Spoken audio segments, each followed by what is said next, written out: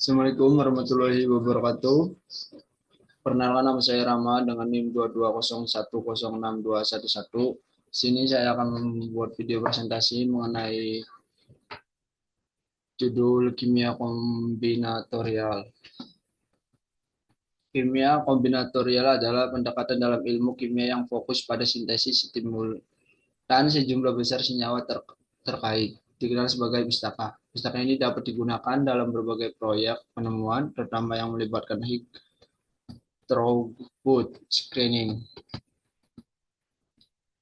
Di sini ada histori yang mana Bruce Merivale telah mengembangkan ide kimia kombinatorial pada tahun 1960 saat mengerjakan sintesis peptida.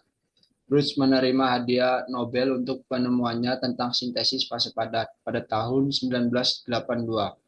Harvard Furka menemukan metode protioning mixing. Metode ini diciptakan kembali dan dipublikasikan oleh dua kelompok independen, Lam et al. Di Arizona dan Houghton et al. Di California sebagai metode split mix dan metode divide couple recombine.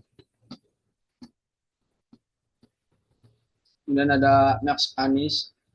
Dalam metode sintesis konvensional atau tradisional, sejumlah bahan awal dibuat untuk bereaksi satu sama lain tetapi secara bertahap. Dalam kasus sintesis kombinatorial, bahan awal dibuat untuk bereaksi dalam semua proporsi secara bersamaan. Jika dua reaktan diambil, maka reaktan pertama dibuat untuk bergabung dengan semua proporsi reaktan kedua dan sebaliknya.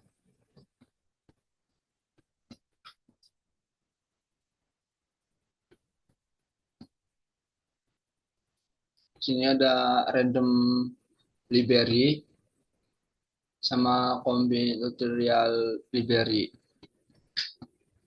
Nah, di sini ada gambar struktur dan nama-nama senyawa kimianya.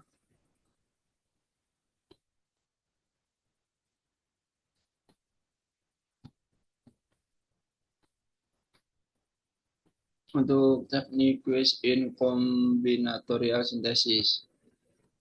Solid phase synthesis. Pertama, sintesis fase padat menggunakan penyangga padat untuk reaksi antara reagen. Kedua, blok penyusun pertama dihubungkan ke penyangga dan dibuat bereaksi dengan blok penyusun kedua. Tiga, akhirnya produk dibentuk pada penyangga padat. Kemudian ada solution phase synthesis. Pertama, sintesis fase larutan dari kumpulan senyawa tunggal menggunakan teknik sintesis paralel. Kedua, kumpulan campuran senyawa dapat disintesis dengan mereaksikan masing-masing anggota dari sekumpulan senyawa serupa secara terpisah dengan campuran yang sama dari semua anggota dari sekumpulan senyawa kedua. Dan di sini ada application of combinatorial synthesis. Pertama ada peptide sintesis, kedua oligonukleotide sintesis, ketiga organometallit sintesis, keempat organik molekuler sintesis, kelima inorganik molekuler sintesis, keenam polimer chemistry. Kemudian ada solid phase sintesis. Di sini ada gambar struktur-struktur kimia medisinal beserta nama-namanya. Pertama ada Theobald Technique, kedua parallel sintesis, ketiga mix and split Technique. Untuk solution phase sintesis, pustaka konvensional disintesis dan disaring aktivitas biologisnya melalui sintesis fase larutan menggunakan prosedur paralel atau split and mix. Untuk solid support resin, di sini ada gambar struktur beserta nama-namanya. Kemudian ada solid support anchor atau linker, yang mana anchor atau linker adalah unit molekuler yang terikat secara kovalen pada rantai polimer yang membentuk penyangga padat. Kemudian mengandung gugus fungsional reaktif yang dengannya bahan awal dalam sintesis dapat bereaksi dengan terikat pada resin. Gugus fungsi yang akan ada pada bahan awal, gugus fungsi yang diinginkan pada produk akhir setelah dirilis. Dan ada solid support protection group.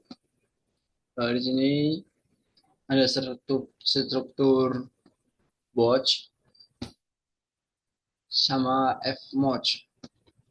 Kemudian di sini juga menampilkan struktur kimia medisinal beserta nama-namanya, yang mana ikatan yang dihasilkan harus stabil terhadap kondisi reaksi yang digunakan selama sintesis, tetapi harus mudah dibelah untuk melepaskan senyawa akhir setelah disintesis selesai. Kemudian ada example of solid phase synthesis, yang mana di sini ada gambar struktur-struktur senyawa kimia medisinal beserta nama-namanya. Selanjutnya ada paralel sintesis, juga sama. Ada gambar beserta nama-nama struktur senyawanya.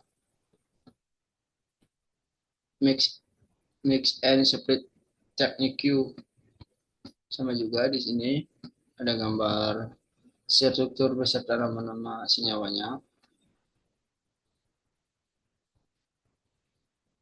Sekian presentasi dari saya, kurang lebihnya mohon maaf. Bila itu walhidayah. Wassalamualaikum warahmatullahi wabarakatuh.